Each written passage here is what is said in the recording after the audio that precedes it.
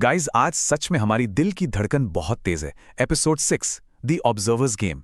मतलब जो cosmic horror इस बार इस दुनिया पर छोड़ा गया है ना, वो किसी बुरे सपने से भी भयानक है। सही कहा यार। देवता और इंसान अब एक आखिरी तबाहकुन मुकाबले के आमने सामने हैं और हम लिटरली एक्सटिंक्शन के कगार पर खड़े हैं। बिना किसी देरी के सीधे इस तबाही के सफर में कूदते हैं क्योंकि टाइम बिल्कुल नहीं बचा है। Who restarted the game? भाई ये आवाज सुनते ही लिटरली रूह कांप जाती है। आप लोग खुद सोचिए, आसमान में अचानक एक विशालकाय प्राचीन आंख खुल रही है और उसके प्यूपिल्स में पर्पल गैलेक्सीज घूम रही हैं। और ये कोई नॉर्मल एंटिटी नहीं है, ये द ऑब्जर्वर है। एक ऐसी ताकत जो इतनी पुरानी और खौफनाक है कि लॉर्ड भैरव जैसी सुप्रीम हस्ती भी इसके सामने जम सी जाती है। डर क्या होता है वो इस मंजर में साफ दिखता है।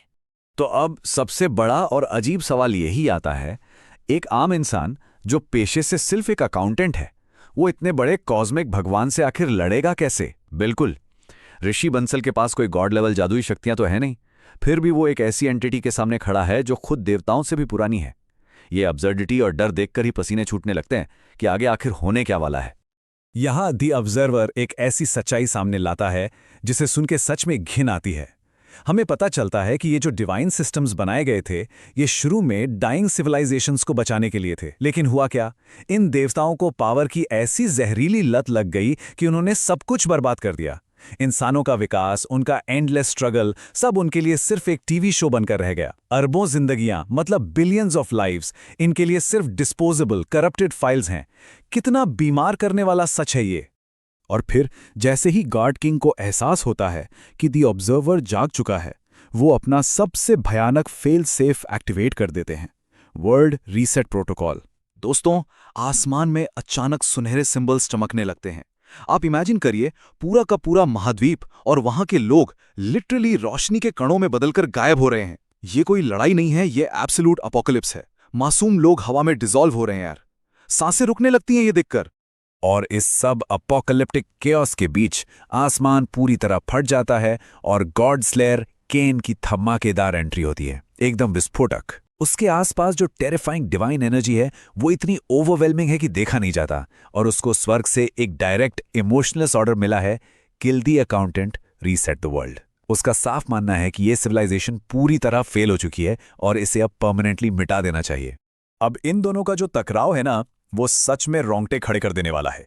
एक तरफ है केन की ब्रूट डिवाइन एनर्जी, मतलब ऐसी इनसेन स्पीड और होली पावर जो एक सिंगल स्लैश में बड़ी बड़ी बिल्डिंग्स तबाह कर दे। लेकिन दूसरी तरफ है अपना ऋषि और उसकी कैलकुलेटेड प्रोबेबिलिटी। ऋषि इस लड़ाई को किसी बैटलफील्ड की तरह नहीं, बल्कि एक बैलेंस शीट की तरह पढ़ रहा है। वो रियल टाइम इक्वेशंस लगाता है, सिस्टम डेटा से दुश्मन की अगली चाल कैलकुलेट करता है। ये brute divine force versus pure maths का एक एकदम डेस्परेट सर्वाइवल गेम बन चुका है।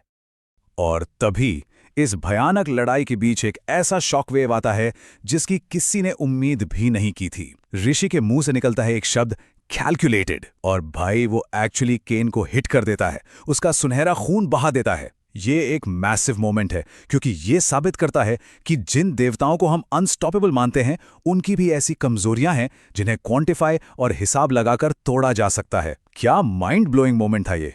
लेकिन द ऑब्जर्वर और इन देवताओं का ये बेरहम रवैया देखकर ऋषि के अंदर जो गुस्सा उबलता है ना, वहां वो एक डार्क हिडन स्किल अनलॉक करता है, डेफिसिट कोलैप्स। ये कोई आम स्किल नहीं है यार।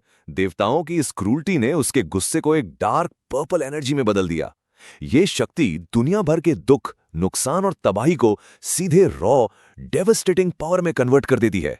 मतलब उसने हेवन पर पलटवार करने के लिए पूरी दुनिया के दुख को ही अपना वेपन बना लिया। ये सोचकर ही गूज़बम्स आ जाते हैं। लेकिन यार, इन सब डर और तबाही के मचिस के बीच ना, दी ऑब्जर्वर एक ऐसी सच्चाई उजागर करता है जिसके लिए हम में से कोई तैयार नहीं था। सही में ऋषि बंसल के बारे में एक ऐसी डार्क सच्चाई सामने आती है जो इस कहानी का पूरा नजरिया ही बदल देती है। एक ऐसी इन्फॉर्मेशन जो लिटरली सीने में दर बैठा देती है और इस दुनिया के वजूद के बारे में सब कुछ पलट कर रख देती है। जब हम इस टाइमलाइन को ध्यान से देखते हैं, सच में बेचैनी होती है। ऋषि का धरती पर मरना, लैपटॉप पर काम करते हुए अचानक हार्ट फेल होना, वो कोई नेचुरल एक्सीडेंट नहीं था। बिल्कुल नहीं, उससे पैदा होने से पहले ही सिलेक्ट किया गया था और इस डिमोनिक दुनिया में लाया जाना एक लंबा वेल कैलकुलेटेड सेटअप था। कोई उस पर शुरू से नजर रखे हुए था। ये जानकर एक अजीब लेवल की घबराहट होती है कि उसकी पूरी जिंदगी और मौत एक बहुत बड़े खौफनाक कॉस्मिक प्लान का हिस्सा थी। और फिर द ऑब्जर्वर कहता है, you are not the player Rishi, you are the error. भाई ये सुनते ही अंदर तक कॉस्मिक ड्रेड भर जाता है। मतलब ऋषि कोई चुना हुआ हीरो या टिपिकल प्लेयर है ही नहीं, उसे सिस्टम का फेटल एरर, एक लिविंग ग्लिच के रूप में इंटेंशनली ब्रीड किया गया था, जिसका एक ही मकसद है इस डिवाइन सिस्टम को पूरी तरह क्रैश करके खत्म कर देना। वो लिटरली एक लिविंग वायरस है जो स्वर्ग को मिटाने के लिए ही बनाया गया था। और इस मैसिव रेवलेशन के तुरंत बाद पूरी दुनिया में एक केयोटिक तबाही मच जाती है। दुनिया भर में लोगों की सिस्टम विंडोज मैल फंक्शन होने लगती हैं। आसमान पूरी तरह से टूट जाता है और तब द गॉड किंग हजारों देवताओं के बीच से निकलकर आते हैं और सीधा इंसानियत के वजूद पर सवाल खड़ा कर देते हैं। ये उनका डायरेक्ट और सबसे बड़ा चैलेंज है। गॉड किंग का वो आखिरी क्रोध से भरा फैसला सुनिए।